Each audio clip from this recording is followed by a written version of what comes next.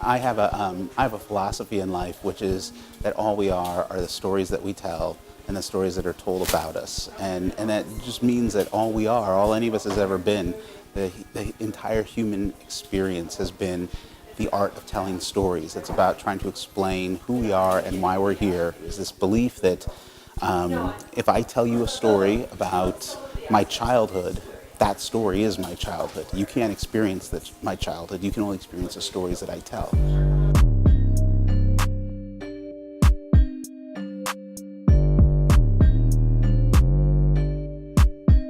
When I was a kid, I had issues with comics, which there wasn't a lot of characters that looked like me or my family or my friends. And as I got older and started making my own comics, one of the things I wanted to do was to put characters that were a little bit more reflective of the world that I grew up in, the world that I lived in. So I wanted to see characters that people of color who weren't just like supporting characters or throwaways. I wanted to see leads like that. So the change that I wanted to see, I was one of the people that had to work to make it happen. At this point in my life and career, I'm best known for writing comic books. If you would have talked to me 15 years ago, I would have been best known as a journalist. If you had talked to me 25 years ago, I would have been best known as a stand-up comedian. I've done all kinds of stuff. I've worked in film, worked in journalism, but mostly I'm a storyteller. I wasn't involved with Black Panther at all. I was up for the job of writing the comic, and they gave it to somebody else. I had written this story about like Black Panther, a king who had lost his kingdom, and he wants to get it back and rebuild it, and nobody is helping him. I think it was a little too militant for everybody. I would definitely write Black Panther more like Killmonger. I don't know what kind of impact the stuff I'm writing is having on anybody. I'd like to think it's having a positive impact, but I don't know.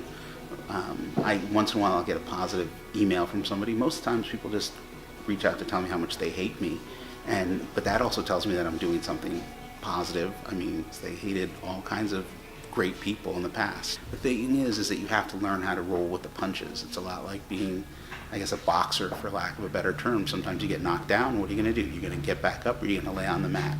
Now you get back up, you keep swinging, you keep telling stories. My favorite characters that I've written, Luke Cage. He was one of my favorite characters when I was a kid growing up, and I loved writing him as an adult. There's never been a Shaft comic book written before I did.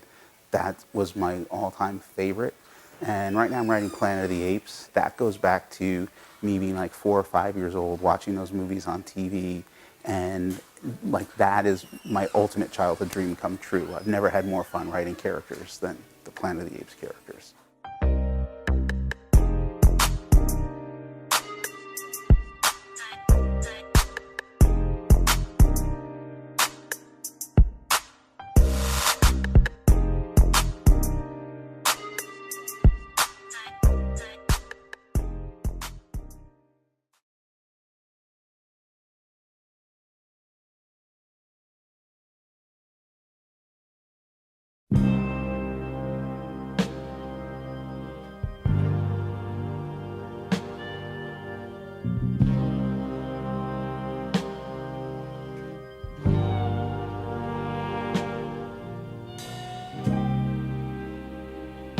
If I ever leave you, baby,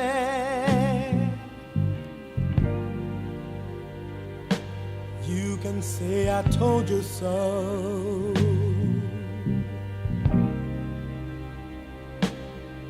And if I ever hurt you,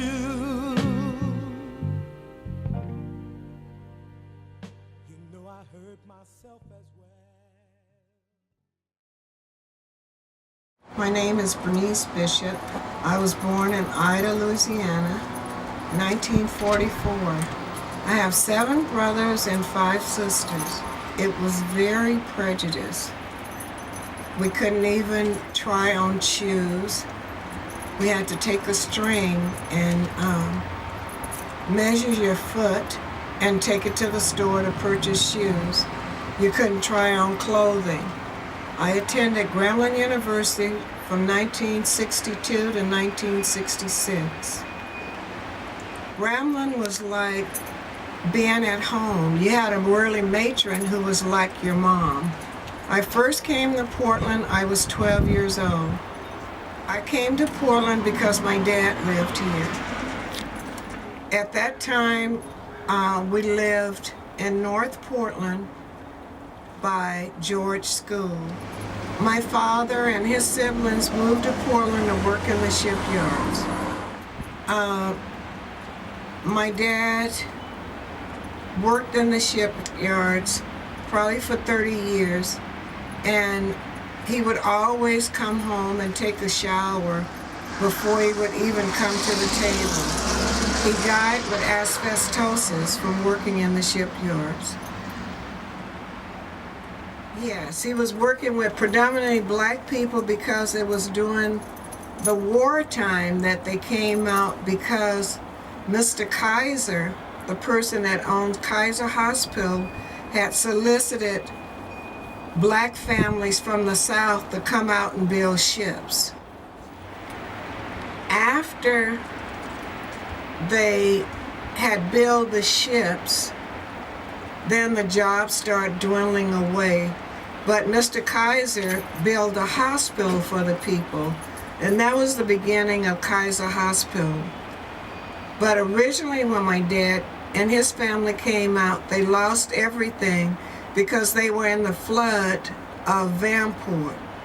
And during that flood in North Portland, the black people, the majority of them, lost everything that they had. My dad talked about how he helped to get people out safely during the flood. They always had signs where there were certain areas where it says no blacks after dark. There was a gate over at Lawhurst. They could not go past a certain area after dark. There was also a place in North Portland where they couldn't, Northwest Portland, they couldn't go up in the hills there because it said no blacks after dark. They had signs up. This is my husband, Harold Bishop, who was raised in the villa. Originally, they lived in Vanport. We had 3 kids. This is the oldest, Letha Sharon Bishop, Stephanie Ann Bishop, and John Stephen Bishop. My aunt Elnora had 9 kids. In order to get their family off of the plantation, the siblings that didn't have kids or had kids, each one took kids. My dad took 2 kids, 2 of my Aunt Elnora's kids, and able to get them off of the plantation. Uncle Scott took 1 child, Vera, and my Aunt Elizabeth, who's not on this picture, she took 1 kid. And my Aunt Sarah, anyone could come and live in Aunt Sarah's house. So my great-grandmother lived there and her daughter, my grandmother.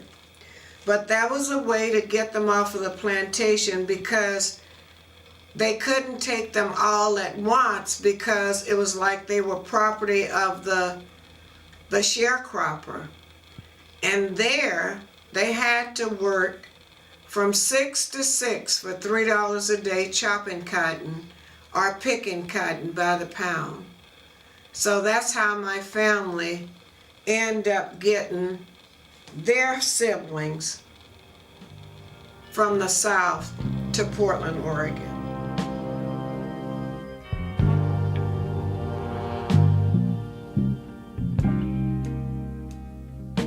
When I wasn't making much money, you know where my paycheck went.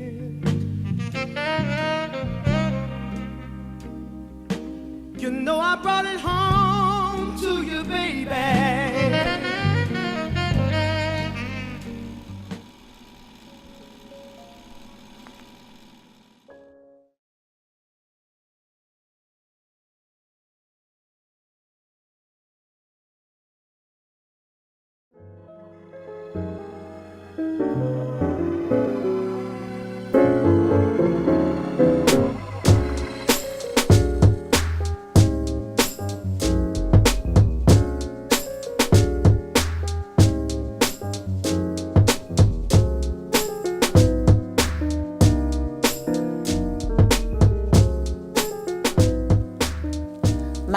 Shalonda Sims. I am the Executive and Artistic Director of World Stage Theater. It is a nonprofit arts organization here in Portland. I have always been into music. I didn't get into theater or acting until maybe middle school. But I came up in the church, so we had a lot of opportunity to sing, and wrote my first play in the 7th grade. So I created Who I Am Celebrating Me, which is an annual production, and it's been going on for 12 years. The reason I created it was for African American youth and the African American community in general. There weren't a lot of African Americans in theater or being accepted into the traditional theater companies around Portland.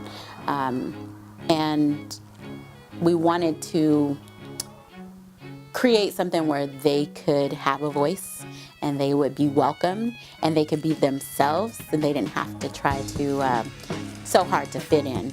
And that they could do things that would emulate who they were and tell stories from their perspective. So we did Who I Am Celebrating Me, which was also a way to not only share information, but learn information about African American history and also be able to share that with the community. I've had some kids who have been with me for 10 years, and to see that transformation where they started out and they came in just really kind of timid, not really knowing what their voice, was or how to find that. Now today they're leading groups, they're out in the world doing phenomenal things. And so when we have those kind of opportunities to educate kids and they really get it, like the light bulb comes on, those are some great experiences.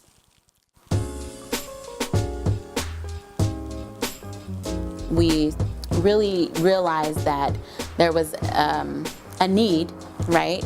And that we're doing something that people aren't doing. So we started seeking funding, and funding allows us to offer our program at little to no cost. Most parents can't really afford $200, $400 classes, so we try to really eliminate that barrier for kids who want to do it. I don't know if there are any African American women who are running theater companies here in Oregon. So that's kind of been an uphill battle. Well, it's African American, it's not necessarily one of the more established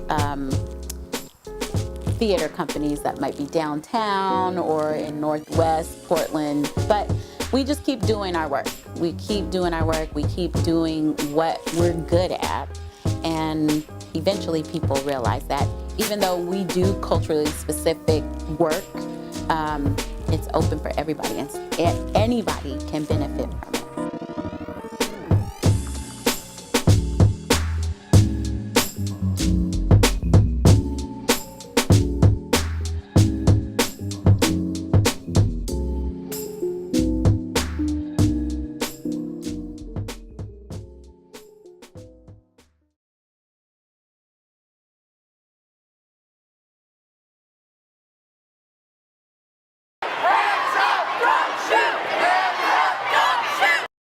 Why do I find it so hard when I know in my heart I'm letting you down every day, letting you down. You shot 4 bullets into him, sir.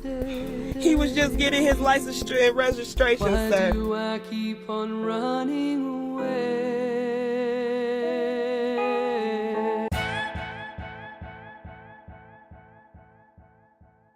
So my mother was 9 months pregnant, 7 months pregnant. They put a match to the door and said, "Fire, fire." And it's like 5 in the morning, so my mother opened the door and they just burst in, put a shotgun to her pregnant belly and put a gun to her head and said, "Don't move. bye, bye, bye. They said, you're under arrest. They treated him like less than human. This is a pregnant woman.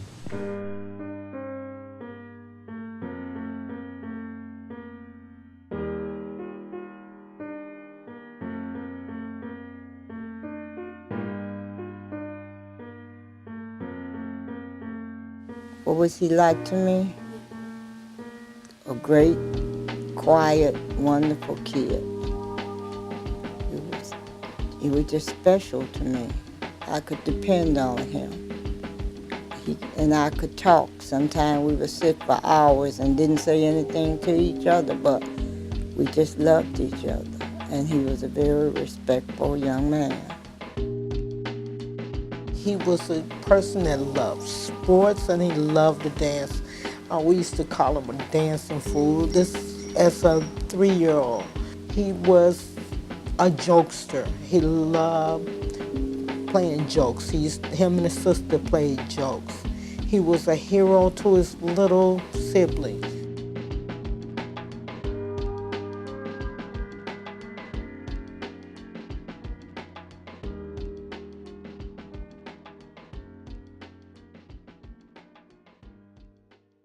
I was at home, and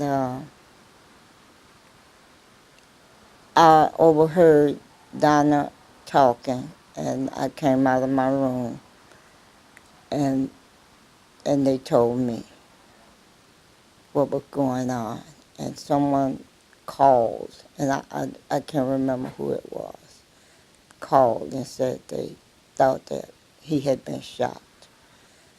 17-year-old Quantus Hayes was shot and killed by Portland police. Now, police claim he was reaching for his waistband, carrying what turned out to be a fake handgun. According to them, that's all I can speak of, they said they believed he had a gun and that if he was given the opportunity to pull that gun, he would shoot one of them. Well, none of them seen the gun. He was surrounded by 17 police, and out of the 17, one decided to shoot.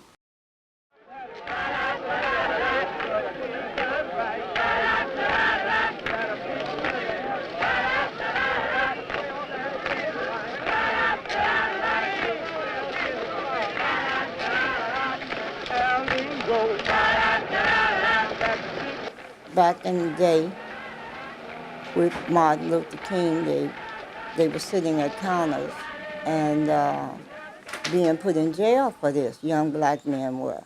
Now they can sit out the counters and eat and drink, but they don't dare walk down the street at night by themselves. Right now, community doesn't feel safe. You come in the neighborhood and people scattered, just like I did as a kid. But after I was grown, I began to see what they were like and how they reacted to young, especially young black males. They had a man that they beat to death, just took their fist and beat him to death. No policeman was indicted. In fact, that policeman is the chief of police in a city downstate Oregon. It's just being hidden now, better than it was then. At that time, they were out with it. Now, they get the police to shoot you, or they come up with some awful thing in your background. And my advice to black men would be, do not trust them. Be careful. It's been proven that even with their hands up, police still will shoot and kill them. So just be very careful around police. Stay away from them if you can.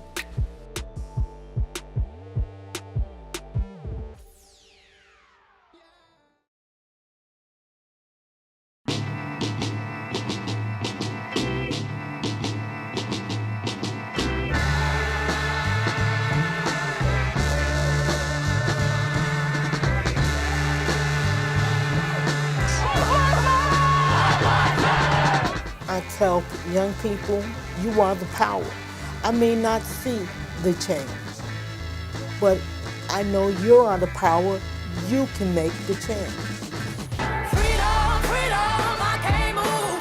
Freedom, cut me loose. Yeah, freedom, freedom, where